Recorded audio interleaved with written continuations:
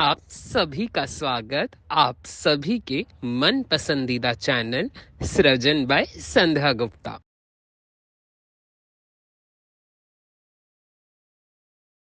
हाय, कैसे हैं आप सभी। जैसा कि आपको पता है कि सृजन हमेशा उन विषयों पर बातचीत करना चाहता है जिन विषयों के बारे में हमारे दर्शक जानना चाहते हैं। तो हमारे दर्शकों ने पिछले कई हफ्तों से हमसे इस तरह की डिमांड की थी कि हम मेनोपॉज के बारे में बात करें। तो मेनोपॉज के बारे में बात करने के लिए इस बार हम बातचीत कर रहे हैं मुंबई के दो famous gynaecologist doctor Mukesh Gupta और डॉक्टर सरिता जी नायक से। साथ ही हम एक और नए विषय पर नए एस्पेक्ट पर बातचीत करेंगे, जिसे कि हम एंड्रोपॉज कहते हैं, या हम इसको कह सकते हैं मेल मेनोपॉज। तो आइए, चलिए मिलते हैं डॉक्टर मुकेश गुप्ता से और डॉक्टर सरिता जी नायक से। हेलो डॉक्टर सरिता, हेलो डॉक्टर मुकेश। आ, आपको हमारे शो पर आपका बहुत सारा स्वागत है।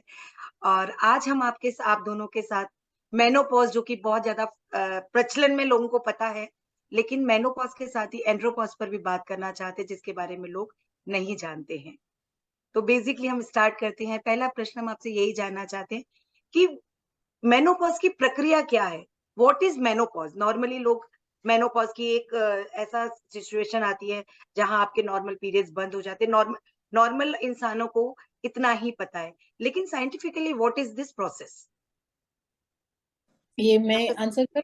हाँ जी, या ओ ठीक है। देखिए, जैसे जैसे एक लेडी की जो एक रिप्रोडक्टिव एज है या फेज है, एक जो हमारे बॉडी में एक जो रिप्रोडक्शन से रिलेटेड अंग है, उनका फंक्शनिंग है, उनका एक काल रहता है, उनका एक टेन्योर है, एक लाइफ टाइम है, एक टाइम पीरियड है जिसके बाद वो डिक्लाइन होने लगता है नेचुरली। जो अगर नाम पता होने चाहिए हर लेडी को कि हमारे बॉडी में क्या ऐसे ऑर्गन्स हैं जो उस रिप्रोडक्शन को बढ़ाते हैं या चलाते हैं। तो गर्भाशय तो सबको पता होता है, यूट्रस। या अंडाशय भी पता होता है। इंग्लिश में हम उन्हें ओवरीज कहते हैं, गर्भाशय को यूट्रस कहते हैं। नलें होती हैं, दो ट्यूब्स जिन्हें फेलोपियन ट्यूब्स कहते हैं। सो बात यह है कि एक लिमिट है हमारे अंडाकोण या अंडाशय में एग्स की। फिक्स नंबर होता है उन एग्स का, जो एक एज के बाद खत्म होने लगते हैं। अब वो जो ट्रांजिशन है जिसको हम बोलते हैं डिक्लाइन ऑफ रिप्रोडक्टिव एज, सो उसको मेनोपॉज कहा जाता है। नाउ समझने की बात यह है कि menopause is not an event. ये एक दिन, एक मिनट, एक सेकंड में नहीं हो जाएगा, या एक पर्टिकुलर दिन में आज मेनोपॉज हो गया, ये नहीं होगा। इट्स अ प्रोसेस, एक प्रक्रिया है जिसमें ग्रेजुअली एक लेडी शिफ्ट होती है एक उस फेज से जिसमें उसे रेगुलर मासिक आ रहा है, रेगुलर पीरियड्स आ रहे हैं, तो उस फेज में जहां ये धीरे धीरे मासिक बंद हो जाएगा, जो ये दर्शाता है कि ओवरीज में एग्स अब खत्म हो रहे हैं, अंडाकोण में से अंडे अब खत्म होते जा रहे हैं। तो बेसिकली मेनोपॉज एक फेज है लाइफ का। It's not the end of life जो मान लेती हैं लेडीज, खासकर जो हम अब देख रहे हैं। क्योंकि हम ये भी देख रहे हैं कि लड़कियों में पीरियड्स आज जल्दी रहे, हम्म। होने की एज जल्दी हो गई है। तो एग्जैक्टली। मेरे प्रैक्टिस में, क्योंकि लार्जली मेरा डीलिंग मेनोपॉजल या 40+ वुमेन के बाद का है, यूरोगाइनिक का प्रैक्टिस, तो ये भी बहुत पकड़ में आ रहा है कि 40 के बाद चेंजेस आने शुरू हो गए हैं। यानी वो पूरा ब्रैकेट ऑफ रिप्रोडक्टिव फेज का थोड़ा शिफ्टिंग दिख रहा है। क्यों, वो हम अभी नहीं कह सकते, क्योंकि बहुत रिसर्च है कि एक्चुअली एनवायरनमेंट का, खाने पीने का, लाइफस्टाइल का, जंक फूड का क्या फर्क पड़ सकता है किसी के अर्ली चेंजेस आने में मेनोपॉज की। तो डेफिनेटली 40 के बाद ये फेज स्टार्ट होने के चांसेस हैं। तो ये फेज है, ये चलेगी, एक प्रोसेस है। पीरियड्स पूरे बंद हो जाएं 1 साल तक, तब हम बोलते हैं कि मेनोपॉज हो गया। और उसके बाद अगर स्पॉटिंग भी आया, वो ठीक नहीं है। तो काम हमारा ये बताना है कि एक नेचुरल फेज कब एबनॉर्मल हो जाए, हाँ हाँ। तो आपको पकड़ में जल्दी आना चाहिए। तो करेक्ट। अवेयरनेस बहुत जरूरी है। तो हम ये नहीं कह सकते कि आज मेरा पीरियड बंद हो गया है, 2 महीने से आया नहीं है, तो मेरा मेनोपॉज हो गया है। It's a process, it's a event जहाँ पे एक रिप्रोडक्टिव पोटेंशियल एग्स धीरे धीरे धीरे खत्म होते हैं, हॉर्मोन्स नीचे जाते हैं। सो ये तो हो गया कि it's a phase of life, milestone of life. It's not the end of life. Very ठीक। नाइस। आपने ये बहुत ही अच्छा कहा कि दिस इज एक stage of life, this is not the end of life. Doctor Gupta, मैं आपसे ये जानना चाहती हूँ कि जैसे डॉक्टर नायक ने कहा कि लेडीज की जीवन में ऐसा ये एक स्टेज आता है, तो क्या ऐसा कोई स्टेज मेंस की लाइफ में भी आता है क्या? Thank you very much. First of all मैं शुक्रगुजार हूँ कि ये प्लेटफॉर्म पे हमें मौका मिला आपके साथ में इंटरेक्ट करने का और आपके श्रोताओं के साथ में इंटरेक्ट करने का। And it is so nice to have doctor Sarita here. She is a very big expert in uro oncology आज देश में, तो ऐसे लोगों के साथ में समय बिताने का ये मौका मिला है। Well, let me tell you one thing that जैसे उन्होंने कहा डॉक्टर सरिता ने कि मेनोपॉज एक औरतों के जीवन में एक फेज आता है, और ये एक वन पॉइंट नहीं है, इट इज अ फेज जिसे हम कहते हैं पेरीमेनोपॉजल एज, जिसके अंदर आप जैसे जैसे एज बढ़ रही है वैसे वैसे क्वालिटी ऑफ एग्स कम होते चले जाते हैं और नंबर ऑफ फॉलिकल्स कम होते जाते हैं ओवरी में, अंडाशय में, इसलिए हार्मोनल चेंजेस आता है। सो ये एक फेज है, लेकिन फिर भी स्त्रियों में ये जो फेज होता है मेनोपॉज का, या जिसे हम हिंदी में कहते हैं रजोनिवृत्ति, ये एक फेज फिर भी थोड़ा एस्टैब्लिश्ड पॉइंट होता है, मे बी 50 प्लस माइनस 5 या 45 50, और जैसे कि अब मैं एज करते हैं थोड़ा जल्दी से चालू हो जाता है। बट मेल में ये थोड़ा और ज्यादा स्प्रेड आउट होता है, यानी एक पर्टिकुलर पॉइंट नहीं है कि सडनली हार्मोनल चेंजेस आ जाएगा। सो हाँ हाँ। बाय से जो जैसे स्त्रियों में मेनोपॉज क्यों होता है, क्योंकि उनके जो शरीर में जो हार्मोन्स बनते हैं अंडाशय में से, जो ईस्ट्रोजन प्रोजेस्टेरोन लेवल्स है उसके कम हो रहे हैं, जिसकी वजह से बॉडी के अंदर काफी चेंजेस आते हैं। उसी प्रकार मेल में भी जो टेस्टीज हैं, जो गोनाड जिसे हम कहते हैं, जो टेस्टीज है उसके अंदर जो टेस्टोस्टेरोन नामक जो एक पदार्थ हार्मोन्स होता है, उसके लेवल, उसकी मात्रा कम होती है। कहते हैं कि 40 साल की उम्र के बाद 1% गिरते चले जाता है, और 40 से 50 के बीच में और 50 के आसपास करीब 2 से 5% को काफी फॉल आ जाता है। और उसके बाद अगर हम ऐसे कहते चले जाएं तो 60-70 की उम्र तक अप्रोक्सीमेटली 70-60-70% लोगों को ये एंड्रोपॉजल चेंजेस आने लगते हैं, क्योंकि हार्मोन्स कम होते चले जाते हैं। यानी इन मेल 40 टू 70 या 40 टू 80 के बीच में चेंज धीरे धीरे धीरे होता है। सो उसमें से 20-30% के अंदर ही केवल ये समझो ना 60 साल की उम्र हो जाएगा, बाकी जो 2/3 है उनमें धीरे धीरे होगा। सो ये एक लंबी जर्नी, नंबर 1। नंबर 2, औरतों में तो हमें पता चलने के लिए बहुत एक मेजर चीज है कि स्त्रियों का एक सबसे बड़ा, एक मैं हमेशा कहता हूँ कि आपका एक पावर है, वो है प्रोक्रिएशन। औरतों के पास में प्रभु ने एक ताकत दी है कि भाई आप एक बच्चे को जन्म दे सकते हो, पुरुषों के पास ये ताकत नहीं है। ठीक है, सो ये जो अंडा बनने की प्रक्रिया, ओवुलेशन जिसे कहते हैं, वो स्टॉप हो जाती है और मेंसेस स्टॉप हो जाता है। पर मेल में ऐसा डिमार्केटेड इवेंट नहीं होता कि भाई ये एक एक्शन हुआ तो उसकी वजह से, समझ लो आप सोच रहे हो मैंने एंड्रोपॉज हुआ तो सारे बाल गिर जाएंगे, या एंड्रोपॉज हुआ तो ये चीज हो जाएगी, ऐसा नहीं होता। बट बहुत सारे सिम्टम्स उससे एसोसिएटेड हैं। ठीक है, सो एंड्रोपॉज इन सिंपल वर्ड्स, पुरुषों में जब उनका टेस्टोस्टेरोन नामक हार्मोन धीरे धीरे कम होते चले जाता है, तो उस वजह से जो चेंजेस आते हैं और उस वजह से जो शरीर में बदलाव आता है, चाहे वो शारीरिक परिस्थिति में हो, चाहे वो मानसिक या साइकोलॉजिकल परिस्थिति हो, चाहे उसके हार्मोनल बॉडी चेंजेस हो, चाहे वो उनके सेक्सुअल रिलेशनशिप की जो क्षमता है उसके ऊपर हो, ये सारे चेंजेस आने लगते हैं, जिसे हम एंड्रोपॉज कहते हैं। Doctor Nayak and doctor Gupta, मैं आप दोनों से ये बात जानना चाहती हूँ कि जैसे आपने कहा कि मेनोपॉज और एंड्रोपॉज, तो किस तरह से अभी हमें पता चल गया कि ये हमारे जीवन की एक प्रक्रिया है, तो क्या किया जाए कि हम पहले से अपने आप को प्रिपेयर रखें कि ताकि जो सिम्टम आते हैं, जैसे लेडीज में चिड़चिड़ापन आता है या स्किन रफ होने लगती है, पुरुषों में भी मैंने देखा है अक्सर वो चिड़चिड़ होता है, और वो हस्बैंड वाइफ के बीच में और परिवार के बीच में ये फील आने लगता है कि ये लोग बहुत चिड़चिड़े हो गए, बहुत बोलते हैं, बहुत जल्दी नाराज हो जाते हैं या हैबिट्स चेंज हो रही हैं। तो इन सब से बचने के लिए हमें फिजिकल तौर पर क्या करना चाहिए और मेंटल तौर पर अपने आप को किस तरह से प्रिपेयर करना चाहिए? तो ये 2 क्वेश्चन है, 2 पार्ट है इस क्वेश्चन के कि फिजिकली मतलब हमें क्या करना चाहिए, खान-पान और फिजिकल एक्सरसाइज, और दूसरा कि हमें मेंटली किस तरह से प्रिपेयर करना चाहिए। You तो want to पहला start? क्वेश्चन मैं डॉक्टर सरिता को पूछूंगी, लेडीज फर्स्ट के हिसाब से ऑलवेज। हाँ, देखिए सीधी सी बात है, मेनोपॉज कोई बीमारी तो है नहीं, इट्स अ फेज।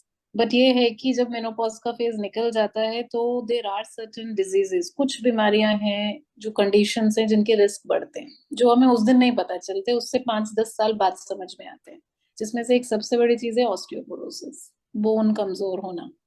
तो अगर कोई लेडी नेचुरली मेनोपॉज में जा रही है तो मैं उसे रोकूंगी थोड़ी, वो तो वाला है, ना हमें रोकना है, राइट। ना हमें अननेसेसरी हार्मोन्स खिला के ब्रेस्ट कैंसर बढ़ाना है, ना हमें अननेसेसरी एक्सपोजर देना है, ना साइड इफेक्ट्स लेने थे, तो करना क्या है?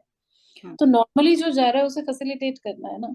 तो एक तो बोन हेल्थ बहुत इंपॉर्टेंट होती है। कितना हम सुनते हैं कि कोई 70 साल की लेडी बाथरूम में स्लिप हुई और फ्रैक्चर हो गया, कितना सुनते हैं 68 साल की कोई लेडी किचन में बहुत कॉमन है ये सब चीजें, आ गई, रिस्ट फ्रैक्चर हो गया। और मॉर्बिडिटी और परेशानी इन चीजों से बढ़ती है, क्योंकि एक बार बेड रिडन हो जाए पेशेंट एट 70-80 साल पे, तो ना ऑपरेशन लायक बचते हैं, ना उसे रिवर्ट कर सकते हो, बेड सोर्स बन जाते हैं, यूरिन इन्फेक्शन आने लगते हैं।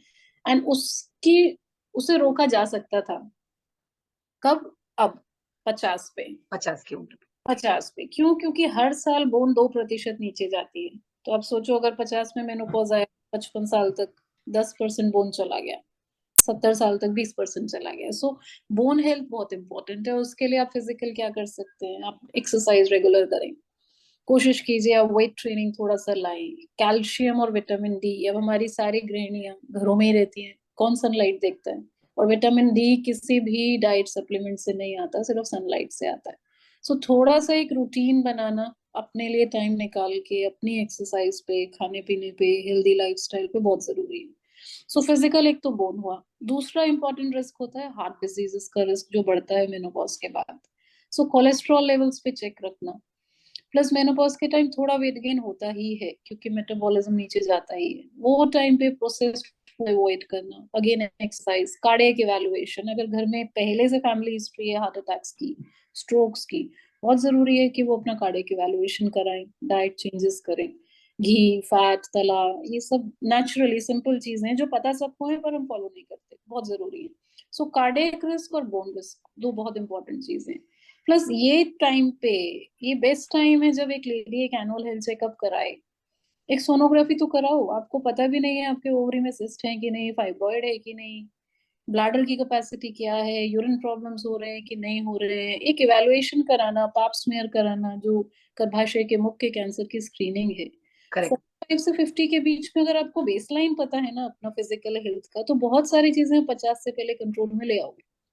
इजी हो जाएगा आपके लिए वो फेज से निकलना, क्योंकि आपके डॉक्टर को पता है, तो आप कर लोगे। तो ये इम्पोर्टेंट है, अवेयरनेस इज द की। और ये आप कर तो रहे हो संध्या जी, ये जो आप Yes. फोन कर रहे हो यही तो कर रहे हो। हाँ. So you are doing your part best, we can just be available. हम लोग ये बता सकते हैं आपको तकलीफ हो तो हम बैठे हैं, आप आ जाओ। पर Yes. तकलीफ ना हो ये कैसे पता चलेगा? जब ऐसे अवेयरनेस सेशंस बढ़ेंगे, Correct. जब ओपन होके इस बारे में बात करेगी कि मेनोपॉज है बट इसके साथ आती हुई प्रॉब्लम्स नॉर्मल नहीं है, तो अवेलेबल है हेल्प। ये इंपॉर्टेंट है। Urine problems, leakage problems, incontinence, हाँ, ये रिपीटेड, लीकेज प्रॉब्लम बहुत बार लोगों में होता है। और महिलाएं, मतलब मैंने एजुकेटेड लेडीज को भी देखा है कि वो शर्म के कारण, मतलब इवन फीमेल डॉक्टर से भी ये चीजें शेयर नहीं नहीं करते। बताते, क्योंकि दे अज्यूम की एज के साथ तो हो गई। हाँ. और थोड़ा सा हमारे इंडियन वुमेन की मेंटेलिटी होती है कि इसके लिए क्या जाना है, एक पैड लगाना इजियर है रादर देन हाँ, जान करेक्ट. कराना। यूरिन लीकेज थोड़ा हो रहा है, चलता है, पैड लगा के मैं काम चला लेती हूँ, डायपर लगा लेती हूँ। सो ये चीजों में लोग 8-8, 10-10 साल निकाल देते हैं। सो इनकी केयर जरूरी है। पानी पीने का तरीका, अभी कोविड में लोग 5-5 लीटर पानी पी जाते हैं, काढ़ा पी जाते थे, क्या क्या, बेचारी किडनी क्या करेगी, ब्लैडर कैसे हैंडल कर। मसल्स की एक्सरसाइज, कीगल्स एक्सरसाइज की अवेयरनेस कितनी जरूरी है। सेक्सुअल फंक्शन पे बात करना कितना जरूरी है। Intimacy related problems, dryness, loss of desire बहुत common, disproportionate desires in partners at this age so common कि हस्बैंड की बहुत डिमांड है, वाइफ का बिल्कुल मन उठ चुका है, उससे साइकोलॉजिकल प्रॉब्लम्स हो रहे हैं। And there to handle menopause को हैंडल करना मुश्किल हो जाता है। जो चीज सिंपली स्मूथली जाए, उसमें इतने सारे एडेड मेंटल प्रॉब्लम्स आ जाते हैं, घर को लेके, हस्बैंड को लेके, रिलेशन, और वो जो एम्प्टीनेस सिंड्रोम बोलते हैं ना, सडनली बच्चे बड़े हो, हाँ. आइडेंटिटी क्राइसिस, उसी में हार्मोनल फ्लक्चुएशंस। फिर पीरियड तंग कर रहा है, या तो ब्लीडिंग होती नहीं है, और होती है तो चलती ही जा रही तो बहुत. हाँ. है। एंड मान के चलते हैं कि ये होगा, जबकि ये नहीं जानते कि इन सब की मैनेजमेंट पॉसिबल है। सो ये चीजों में हेल्थ केयर तो बहुत इंपॉर्टेंट है। तो मैं स्ट्रांगली रिकमेंड करती हूँ, एनीबडी 45 के ऊपर अगर आप हो तो एनुअल हेल्थ चेकअप्स प्लीज कराओ, वर्थ है। नहीं तो लोग बोलते हैं ना कि इसमें क्या कुछ हाँ, निकला नहीं। महिलाओं का अक्सर लगता है हेल्थ चेकअप पर इतना इन्वेस्टमेंट क्यों करना, क्यों इतना पैसा लगाना, इतने में तो इतना कुछ आ जाएगा, बच्चों कुछ का नहीं फीस निकला भर दिया जाएगा, ये हो जाएगा, बहुत सारी चीजें होती हैं। और मैं फिर उनको यही बोलती हूँ कि अगर कुछ निकलता तो क्या वर्थ था हाँ ना।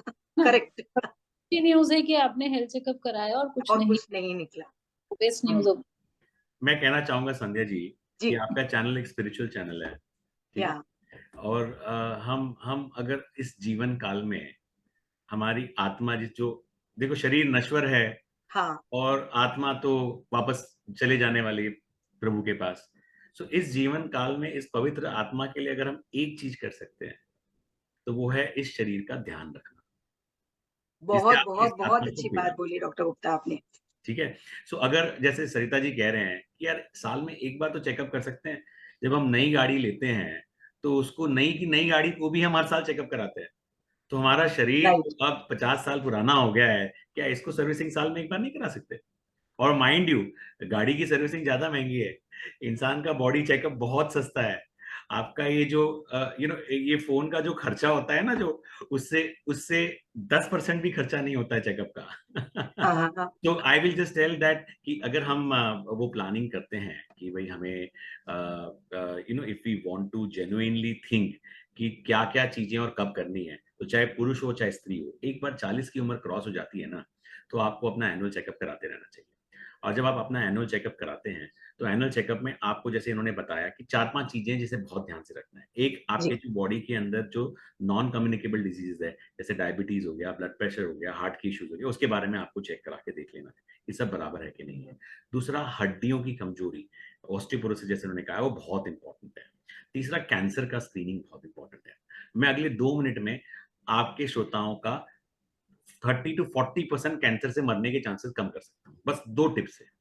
यस ब्रेस्ट कैंसर, दूसरा थैली के मुंह का कैंसर। ब्रेस्ट कैंसर के लिए रेगुलरली आपको चेक करना है सेल्फ ब्रेस्ट असेसमेंट, खुद का खुद चेक करना है कोई लंप है कि नहीं है। आप गूगल कर सकते हैं, सेल्फ ब्रेस्ट असेसमेंट बहुत वीडियोस हैं।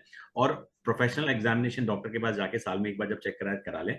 और जो रिस्क फैक्टर्स अगर हैं, फैमिली हिस्ट्री और पास्ट हिस्ट्री है, या अगर किसी परिवार में मम्मी, मासी, नानी, दादी, बुआ, चाची, किसी को, मतलब नॉट चाची बट कजिन्स, किसी को भी अगर ब्रेस्ट का या ओवरी का कैंसर है, तो प्लीज अपने डॉक्टर को जाके बताएं और आप उसके लिए स्पेशल चेक्स होते हैं वो कर सकते हैं। ये हो गया ब्रेस्ट कैंसर का। दूसरा है थैली के मुंह के कैंसर का। आज की तारीख में 9 साल की उम्र की लड़कियों को भी ब्रेस्ट कैंसर से प्रिवेंट और सर्वाइकल कैंसर से प्रिवेंट करने के लिए, एचपीवी कैंसर प्रिवेंट करने के लिए वैक्सीन ले जाते हैं। सो एचपीवी का वैक्सीन आ गया है, वो यदि ले लेते हैं तो ओल्ड एज में जाके cancer of cervix, cancer of vagina, cancer of vulva, थैली के मुख का कैंसर, थैली के योनि मार्ग का कैंसर, बाहरी सतह का स्किन का कैंसर, इस सबके चांसेस कम हो जाते हैं। और इसके अलावा एक सिंपल टेस्ट है जिसे हम कहते हैं कंबाइंड टेस्ट, पैप्समियर और एचपीवी टेस्टिंग, जो साल में पहले एक बार करने के लिए कहा जाता था, अब 5 साल में एक बार करेंगे तो भी आपको वापस नहीं चेक कराना है। तो 5 साल में एक बार आपको वो पैप और एचपीवी कॉम्बिनेशन टेस्ट करना है। अगर वो रिपोर्ट सही आ गया तो आपको टेंशन नहीं है, अगर उसमें कोई दिक्कत आई तो आपके डॉक्टर आपको गाइड करेंगे कि आपको कैसे और कब रिपीट कराना है। अब आ जाते हैं पुरुषों पे। अब हम, जी क्योंकि मुझे आपने स्पेसिफिक कहा था कि भाई मेरे को आपसे एंड्रोपॉज के बारे में हाँ इन्फॉर्मेशन चाहिए। सो मेल के अंदर भी यही चीज है। मेल के अंदर भी आपको अगर चेक करना है तो लाइफस्टाइल डिजीज तो चेक करनी है, लेकिन जी जी इसके अलावा आपको हड्डियों का भी चेकिंग करना जरूरी है मेल्स में भी। ऐसा नहीं है कि मेल्स को हड्डियों में कमजोरी नहीं, ऑस्टियोपोरोसिस नहीं होता है। हालांकि वुमेन में आफ्टर मेनोपॉज ज्यादा होता है, लेकिन मेल में भी हो सकता है। दूसरा, एक सरिता जी ने बहुत इंटरेस्टिंग चीज बताई कि there is a disparity between sexual drive between male and female. देखिए, हम करेक्ट। बात नहीं करते हैं, बात करने से झिझकते हैं, लेकिन ट्रस्ट मी एज डॉक्टर्स हमारे पास में सारे पेशेंट्स आके प्रॉब्लम सॉल्व करने के लिए आते हैं और हम रूटीनली बात करते हैं। इशू ये हो जाता है कि एक तरफ स्त्री का ड्राइव कम होते चले जा रहा है और पुरुषों का, बिकॉज सारे के सारों को एंड्रोपोज एक साथ नहीं आता है, खाली 3 to 10% को आएगा और धीरे धीरे धीरे धीरे धीरे आएगा, हार्मोनल लेवल कम होगा, और जब उनका लेवल कम होगा तो उनका भी ड्राइव कम होगा, लेकिन उनका प्रोस्टेट बढ़ना चालू हो जाता है, तो उससे उनकी ड्राइव कभी कभी बढ़ जाती है। तो एक तरफ पुरुष की ड्राइव बढ़ रही है और एक तरफ स्त्री की ड्राइव कम हो रही है, और वहां उस वजह से आज पुरुष और स्त्री साथ में सालों से मैरिड हैं, लेकिन सडनली अब दोनों के बीच में मनमुटाव हो यस जाता है on the small small issues जो डिस्कस भी नहीं कर पाते किसी के साथ में, क्यों मनमुटाव हो रहा है। सो ये आप इसके लिए डॉक्टर के पास जा सकते हैं। डॉक्टर आपको मदद कर सकते हैं, आपको काउंसिल कर सकते हैं, आपको गाइड कर सकते हैं। मदद मांगने में कोई शर्म नहीं है, जब भी आपको मदद की जरूरत हो लें। सो आपने ये प्रश्न में 2 कंपोनेंट बोले थे, एक फिजिकल कंपोनेंट और एक साइकोलॉजिकल साइकोलॉजिकल कंपोनेंट, यस और मैं तीसरा कंपोनेंट ऐड करूंगा, इमोशनल कंपोनेंट। ठीक है, that is the most important thing. So emotional lability जिसे हम कहते हैं EQ, emotional intelligent, emotional quotient, उसमें बहुत वेरिएबिलिटी हो जाती है इंसान के अंदर। वो जो बोलते हैं ना कि ऐसे क्या डॉक्टर साहब, कुछ अभी छोटा सा कुछ बोलते हैं, भेड़ का छत्ता हो गई है, भेड़ का छत्ता हो गया है, हल्का सा कुछ एक लाइन बोली तो फाड़ करके फूट जाते हैं हमारे ऊपर और आर्ग्यूमेंट हो जाता है। सो वो जो टॉलरेंस लेवल है वो कम होते चले जा रहा है। सो एक तरफ डिप्रेसिव मेंटालिटी आ रही है, मूड इम्बैलेंसेस आ रहे हैं, और दूसरी तरफ इमोशनल लेबिलिटी आ रही है, और ये सारी चीजें होती हैं वो इस एज में डिस्टर्ब करने लगती है। अब इसलिए इस यहाँ रोल आता है आपके मन के अंदर स्पिरिचुअल ताकत का, कि आप अपने माइंड को कितना स्ट्रांग रखते हैं। चाहे आप इसको मेडिटेशन के नाम से ले लो, चाहे आप उसको स्पिरिचुअलिटी में आपको पूजा पाठ में इंटरेस्ट है तो आप वो चीज फॉलो करो, या आपके फेवरेट हॉबीज जो भी हो आप वो पिकअप कर लो, चाहे पेंटिंग हो, चाहे ड्राइंग हो, चाहे ट्रैवलिंग हो, चाहे योगा हो, जो भी आप उसको पिकअप करके उसको फॉलो कर सकते हो। So that will help in this age. अब एक और क्वेश्चन आता है कि what is the right time to start all this things. Exactly. Doctor Sarita ने बताया कि भाई right from 40, don't wait for menopause, don't wait for andropause. उसके पहले ही इसकी अवेयरनेस होनी चाहिए, उसके पहले ही इसकी जानकारी होनी चाहिए, इसके पहले ही प्रिकॉशन का प्रोटोकॉल सेट कर देना चाहिए। अगर आपने उसके पहले प्लान किया तब आप उसके बारे में कुछ कर सकते हो। अगर आप उसके पहले में प्लान नहीं कर रहे हो, आप प्रॉब्लम होने के बाद, अगर आग लगने के बाद आप फायर ब्रिगेड पे फोकस कर रहे हो तो गलत है। आग ना लगे उसके पहले ही आप प्रिकॉशन लो कि आपके घर में जो सामान यूज है फायर प्रूफ हो, और ऐसा हो कि आपके फायर लगे ही ना। सो आप पहले से ही प्रिकॉशन लेना चालू करें। अब एक लास्ट टिप मैं देना चाहूंगा कि हमारे यहाँ जो लाइफस्टाइल चेंजेस हो गई है, उसके अंदर एक बैड स्लीप पैटर्न, उससे भी ज्यादा खराब dietary pattern, exposure to toxins, alcohol, tobacco, drugs, ये सारी चीजें, और पुअर लाइफस्टाइल जहां हम एक्सरसाइज नहीं कर रहे हैं और आराम से पड़े हुए हैं, लेटे लेटे सारा काम करा रहे हैं, ये सारे फैक्टर्स, चाहे पुरुष हो चाहे स्त्री हो, अगर आपका मेनोपॉजल या एंड्रोपॉजल एज में आप पहुंच रहे हो तो ये सारी बुरी आदतें आपको तकलीफ देगी। सो अगर आपके सिम्टम्स को थोड़ा सा कंट्रोल में लाना है तो बिना दवाइयों के अगर आप ये चीजें करना चाहते हैं घर बैठे बैठे, तो इन चीजों पे आप अभी से ध्यान रखें जिससे आपको दिक्कत ना हो आगे। Right right. Over to you. Doctor Sarita, मैं आप दोनों से एक बार वापस से ये जानना चाहती हूँ, एक ये मिथ है लोगों में कि अगर आपका यूट्रस रिमूव हो गया है तो आपको मेनोपॉज नहीं आएगा, या जैसे डॉक्टर गुप्ता ने कहा कि आजकल वो इंजेक्शन हम देते हैं तो लड़कियों को आगे चलकर ये प्रॉब्लम नहीं होती, लेकिन आज भी इंडियन फैमिलीज में बच्चियों को जो आपने बोला कि ओवरी कैंसर से बचने के लिए जो वैक्सीनेशन दिए जाते हैं, आज भी इंडियन मदर्स अपनी गर्ल्स को देने के लिए, अपनी आई बेटियों थिंक को। आप थोड़ा ये कंफ्यूजन, जो मैं क्लियर करता हूँ। हाँ जी। जो वैक्सीन है वो एचपीवी नाम के कीटाणु के खिलाफ है, वायरस के खिलाफ है, और हाँ वो एचपीवी नाम का जो कीटाणु है वो थैली के मुख का या सर्वाइकल कैंसर, हाँ, सर्वाइकल के योनि मुख मार्ग यानी वजाइनल कैंसर, हाँ वल्वा मतलब वल्वल कैंसर, एनल एरिया मतलब पॉटी के एरिया की जगह वहां का कैंसर, और पुरुषों में पेनाइल कैंसर, ये सारे कैंसर कुछ हद तक और सबसे ज्यादा स्ट्रांगली सर्वाइकल कैंसर पे इफेक्ट करता है, हाँ, ओवरी पे नहीं करेगा। ओवरी पे। Okay, sorry. तो मैं ये जानना चाहती हूँ, जैसे नॉर्मली मैं कभी, जैसे मैं भी मेरी डॉटर को गायनिक डॉक्टर के पास ले जाती हूँ और हमारे सर्कल में हम लोग बात करते हैं, तो अभी तक हमारे जैसे एजुकेटेड लोग भी अपनी बेटियों को ये वैक्सीन देने के लिए तैयार नहीं है, मेंटली प्रिपेयर नहीं होते। उनको लगता है कि ये वैक्सीनेशन सिर्फ उनको देना चाहिए जहाँ, मतलब उनको लगता है जहाँ या तो सेक्स वर्कर्स को देना चाहिए, या जहाँ फ्रिक्वेंटली बहुत लोग बिफोर अर्ली टाइम सेक्स और इस सब में जाते हैं। ये मिथ जानना जरूरी है, क्योंकि हमारे जैसे एजुकेटेड लोग भी आज भी अपनी बेटियों को ये वाले वैक्सीनेशन देने को तैयार नहीं है। तो मैं आप लोगों से रिक्वेस्ट करूंगी कि प्लीज इसके ऊपर थोड़ा फोकस करें ताकि लोगों को थोड़ा नॉलेज मिल सके। राइट। देखिए क्या है ना, बहुत ही सटल लेवल पे अवेयरनेस तो बढ़ रही है, और आई थिंक यस। स्कूल्स के लेवल पे बहुत चेंजेस आए हैं। हाँ, सेक्सुअलिटी, सेक्स एजुकेशन, अवेयरनेस बहुत स्कूल्स में अब शुरू हो गया है नहीं ना? डॉक्टर सरिता, अवेयरनेस आ गई है पर people are not ready to give the vaccination. हाँ, तो ये जो गैप है कि इंफॉर्मेशन मिल गई है, हाँ, एक्सेप्टेंस एंड एक्शन में नहीं लाया जा रहा है, पता करेक्ट। है। हाँ, और ये तब होगा जब एक से चेंज स्टार्ट होगी।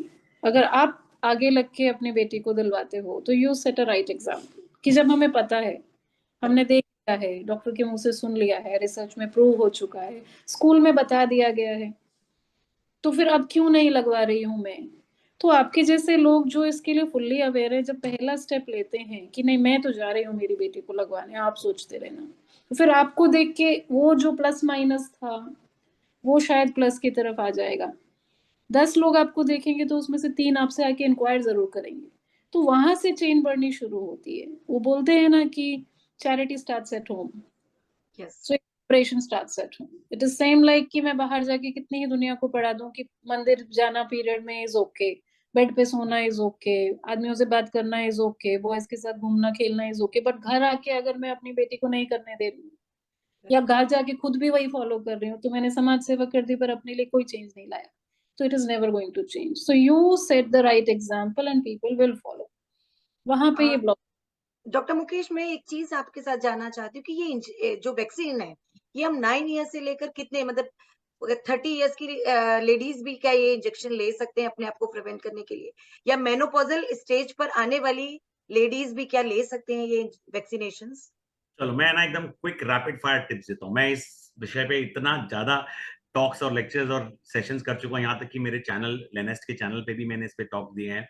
सो जब भी मैं लाइव जाता हूँ तो हमेशा एक ना एक क्वेश्चन के बारे में आता है, तो मैं क्विक फायर करता हूँ। सबसे पहले तो आज जब हम ये रिकॉर्डिंग कर रहे हैं, आज 10 नवंबर है, today is world immunisation awareness day आज, ठीक है।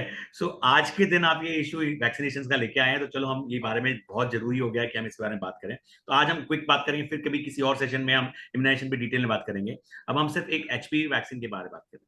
अगर आप मेनोपॉज और एंड्रोपॉज एज की बात करते हो तो केवल एक एचपीवी वैक्सीन ही नहीं है, एचपीवी वैक्सीन के अलावा और भी बहुत सारे वैक्सीन है। एंड में मैं आपको बताऊंगा और कौन से वैक्सीन आपको यूज करने हैं। सबसे पहले अभी हम चालू करते हैं एचपीवी वैक्सीन के बारे में। ये 9 वर्ष के बच्चों को दिया जाता है, पहले सिर्फ लड़कियों को दिया जाता, अब पुरुष और स्त्री, लड़के और लड़की, बॉयज एंड गर्ल्स दोनों को दिया जाता है। 9 से अगर 14 साल की उम्र के बीच में दिया तो सिर्फ 2 डोज इनफ है, तो उसके बाद कहा जाता है इस वक्त कि 3 डोज के प्रोटोकॉल दिए जाएंगे।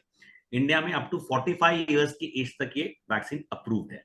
वैक्सीन अलग अलग टाइप के हैं, एक क्वाड्रीवैलेंट मतलब 4 कीटाणु के खिलाफ है, और एक नॉनावैलेंट जो 9 कीटाणु के खिलाफ है, और एक बायवैलेंट है जो सिर्फ 2 कीटाणु के खिलाफ है। So basically there are different types available. Obviously जो मोर द मेरियर, ज्यादा होगा वो बेहतर होता है, और ऑब्वियसली वो ज्यादा होता है तो कॉस्टलियर भी होता है। सो हम ये कहते हैं कि बच्चे जब 9 से 15 साल की उम्र के, 14 साल की उम्र में तभी दे दिया जाता है। एडवांटेज नंबर 1 कि ये सिर्फ सेक्सुअल एक्सपोजर से नहीं है, हालांकि ज्यादातर सेक्सुअल एक्सपोजर से होता है, ये फिजिकल कॉन्टैक्ट से भी होता है, मतलब फिजिकल टच से भी होता है। सो बहुत से कारण हो सकते हैं जो होंगे, क्योंकि ऑन एन एवरेज कहा जाता है 70 to 80% लोग ये वायरस से एक्सपोज होते हैं सम टाइम और दी अदर। ऐसा नहीं है कि वो अपने जीवन काल में, तो ऐसा नहीं कि सारे के सारे ही गलत हैं और सारे के सारे ही अपने शारीरिक संबंध गलत रखते हैं, ऐसा तो नहीं है। सो इसलिए ये सबके लिए जरूरी है, नंबर 1। नंबर 2, यंग एज में अगर दिया जाता है तो इम्यून सिस्टम हमारा ऐसा है कि इम्यूनिटी बेटर होती है, इसलिए छोटे बच्चों को देने से फायदा ये होता है कि उनकी इम्यूनिटी बेटर होगी as compare to older age, and that's the reason it is better to take it earlier. But इसका ये मतलब नहीं है कि बाद में दिया तो फायदा नहीं। हमारे प्रैक्टिस में रूटीनली हम 45 ईयर्स तक की उम्र के लेडीज को देते हैं ये वैक्सीन, अप टू 45, ठीक है। सो 45 ईयर्स तक ये लीगली वैलिड है, अलाउड है, परमिटेड है टू यूज। ऑफकोर्स कौन सा वाला लेना है कौन सा नहीं लेना है ये आपके डॉक्टर डिसाइड करेंगे। जैसे लेटर एज में क्वाड्रीवैलेंट की ज्यादा अप्रूवल है एज कंपेयर टू नॉनावैलेंट, जो अभी आज की तारीख में इंडिया में अप्रूव नहीं है लेकिन कुछ देशों में अप्रूव है। So we have to see that कैसा क्या है, वो आपके डॉक्टर आपको गाइड करेंगे, लेकिन ये अप टू 45 दिया जा सकता है। नेक्स्ट इंपॉर्टेंट थिंग है कि क्या ये वैक्सीन जल्दी दे देना चाहिए, लेट, सूनर द बेटर। लेकिन अगर लेट हो गया तो फायदा नहीं होगा, नहीं, फायदा होगा, आप ले सकते हैं, ठीक है। अगर बॉयज एंड गर्ल्स दोनों को लगाया जाए, जैसे कुछ देश है जैसे कि ऑस्ट्रेलिया है जहां पर स्कूल में ही सारे बच्चों को दे दिया जाता है, अरे वाह, या और गवर्नमेंट खुद देती है। बहुत से देश है, करीब ऑलमोस्ट 30-40 कंट्रीज है जहां पर गवर्नमेंट खुद फ्री में देती है, और प्राइवेट में मतलब दे आर नॉट, खर्चा ही नहीं होता, फ्री में होता है। Even a country like Bhutan, वहां पे गवर्नमेंट पैसे देके उसको दे रही है। हमारे देश में भी कुछ स्टेट्स थे, दिल्ली, गोवा, जहां पर ये प्रोजेक्ट चले, जहां पर ये वैक्सीन दी जा रही थी। सो इन सिंपल वर्ड्स, ये वैक्सीन देने में बहुत ज्यादा फायदा है, लेकिन वैक्सीन देने के अलावा भी हमें अपना मॉनिटरिंग करते रहना चाहिए, जिससे कि हम रिस्क नहीं हो। सो ये 100% तो नहीं, लेकिन 80-90% है। लेकिन अगर आप ऐसा सोचो कि आज जो बाकी वैक्सीन हम ले रहे हैं, चाहे कोविड का ले लो, चाहे ट्यूबरक्लोसिस का ले लो, चाहे पोलियो का ले लो, चाहे इसका ले लो, चाहे, सो वो वैक्सीन इन इफेक्ट अकेले में इफेक्टिव नहीं होता है, लेकिन अगर सारे पॉपुलेशन ले तो इट बी इफेक्टिव। अब आपका प्रश्न आता है कि हम लोगों को कैसे कन्विंस करें। देखिए क्या होता है ना कि लोगों को अगर 2 चॉइस दिया जाए, एक कि भाई कुछ ना करो लेकिन आपका नुकसान होगा, और कुछ एफर्ट लो और एक्शन लो उसमें आपका फायदा होगा, फायदा होगा। तब भी स्टैटिस्टिकली लोग कुछ ना करने को प्रेफर करते हैं, जो गलत है। जैसे सरिता ने बहुत प्यारे तरीके से कहा, जिसे कहते हैं नॉलेज एक्शन गैप। मालूम तो है मुझे क्या करना है, लेकिन हम कर नहीं पाते। अब आपके फिर से सीजन चैनल के स्पिरिचुअलिटी पे जाते हैं। दुर्योधन और अर्जुन में यही फर्क था। जब श्री कृष्ण ने उनसे पूछा कि भाई तुम्हें क्या चाहिए, तो उनके पास चॉइस था, दुर्योधन के पास पहला चॉइस था। तो वो कहता है मुझे मालूम है जो मैं कर रहा हूं वो गलत है, लेकिन मेरा मन चाहता है मुझे ये करना है, इसलिए मैं कर रहा हूं। सो वही तो फर्क आ गया दुर्योधन और अर्जुन में, राइट? महाभारत में यही तो फर्क आ गया। सो यहाँ पर भी हमें यही चीज है कि इंसान को अपने मन के अंदर जो सही चीज है उसके लिए एक्शन लेने के लिए मोटिवेशन चाहिए। और उसमें आपके चैनल जैसे सीजन जैसे चैनल है, आप जैसे लोग हैं जो मोटिवेट करते हैं, उस माध्यम से लोगों को अगर हम मोटिवेट करें तो definitely people will do it. Trust me, आज से 5-7 साल पहले हार्डली कोई लेता था, आज हमारे यहाँ पे ऑलमोस्ट एवरी डे कोई ना कोई वैक्सीन लेके जाता है। हमारे हॉस्पिटल में ऑन एन एवरेज सैकड़ों सैकड़ों नहीं हजारों लोगों को वैक्सीन दिया गया है। सो आप मानोगे नहीं कि कितनी अवेयरनेस और कितनी एक्सेप्टेंस हो चुकी है। बट अनफॉर्चुनेटली ये सब पब्लिक जानकारी में लोगों को सबको पता इसलिए नहीं होती क्योंकि वैक्सीन थोड़े कॉस्टली होते हैं और गवर्नमेंट के वैक्सीन फ्री में होते हैं, इसलिए सबके पास में पहुंच जाते हैं। बस यही फर्क है, right? Over to you. Right, मुझे आज ऐसे लगता है कि आप लोगों से बात कर इतनी अच्छी बातें सुनकर हमारे चैनल के लोग बहुत ज्यादा कुछ सीखे हैं। और वैक्सीनेशन के बारे में तो उनको 100% बहुत ज्यादा अवेयरनेस आई होगी, क्योंकि ये अवेयरनेस उनको नॉर्मली कोई नहीं देता। और एक सर्टेन एज के बाद लोग गायनिक डॉक्टर्स के पास भी नहीं जाते हैं, क्योंकि उनको लगता है अभी बच्चे नहीं करने हैं तो अभी जरूरत नहीं है शायद। लेकिन इसकी जरूरत ऐसा नहीं है। मुझे डॉक्टर सरिता और आपसे बात करके लगता है एवरी ईयर हमें अपना हेल्थ चेकअप कराना चाहिए, अपनी डाइट पर ध्यान देना चाहिए। और अब मेरे भीतर का काउंसलर थोड़ा थोड़ा बाहर आ रहा है, और मैं जानना चाहती हूँ आप लोगों से कि मेनोपॉज एंड्रोपॉज को हैंडल करने में एक काउंसलर किस तरह से हेल्पफुल हो सकता है। जब ये बात मैं करती हूँ तो लोगों को लगता है आप काउंसलर हैं इसके लिए आप ऐसी बात कर रहे हैं, लेकिन अभी आप लोग डॉक्टर्स हैं तो मैं आप लोगों से जानना चाहती हूँ कि काउंसलिंग सेशंस लेना कितने हेल्पफुल होते हैं। ये मैं जरूर बोलूंगी, क्योंकि ऑलमोस्ट 20 इयर्स टच हो जाएगा मेरी प्रैक्टिस को अब गायनेक बन के। 2002 से 2022 हो गया एमबीबीएस के बाद से। और हर साल जब जब आगे बढ़ी हूँ प्रैक्टिस में, एक इतना बड़ा लैक्यूना दिखा है मुझे मेडिकल हेल्थ केयर में, लैक ऑफ काउंसलिंग स्किल्स। ये उस लेवल तक पहुंचा मेरे पूरे जर्नी में, स्पेशली इंडिया में आने के बाद लास्ट 10 सालों में, कि eventually I decided to do a diploma in counselling. कि मैंने खुद को काउंसलिंग में जाके बेसिक लेवल पे डिप्लोमा किया है लास्ट 3 साल के अंदर, complete integrated. So now I am a trained rational emotive behavior therapist, I'm a transactional analysis expert. So जब हम पेशेंट के साथ 1-to-1 बैठ के बात करते हैं ना संध्या जी, ऐसी ऐसी लेयर्स खुलती हैं इमोशंस की, खासकर इस एज में मेनोपॉज के, कि खुद लेडी भी परेशान हो रही होती है कि क्यों मेरे दिमाग में ये कहाँ से कौन सी पुरानी सालों भरे दर्द दुख सारे इमोशनल अप डाउन चाले करेक्ट। लाइफ के, जिनका आज कोई रेलेवेंस भी नहीं है और सब तो ठीक है, तो ये क्या हो रहा है। And honestly speaking just brushing them away कि नहीं आप साइकेट्रिस्ट को मिल लो, आधे लोग नहीं जाना चाहते क्योंकि वो एक अलग टैबू है कि मैं पागल थोड़ी हूँ। प्लस जो हस्बैंड्स आ जाते हैं कई डॉक्टर बार साहब सेक्रेटरीज की बात करें, लोग काउंसलर्स के पास नहीं आना नहीं चाहते। है, तो इट इज सो इम्पोर्टेंट कि एटलीस्ट एक काउंसलर जो अब तो ओपन हुआ है माइंड लोगों का काफी कोविड टाइम के बाद, it is so essential.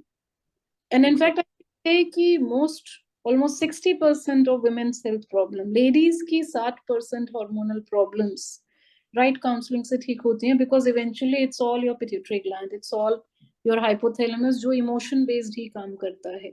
Emotional stressors PCOS में, पेरीमेनोपॉजल सिम्टम्स में, हॉट फ्लशेस में, डिप्रेसिव जोन्स में बहुत बहुत हद तक काउंसलिंग से हैंडल हो जाते हैं।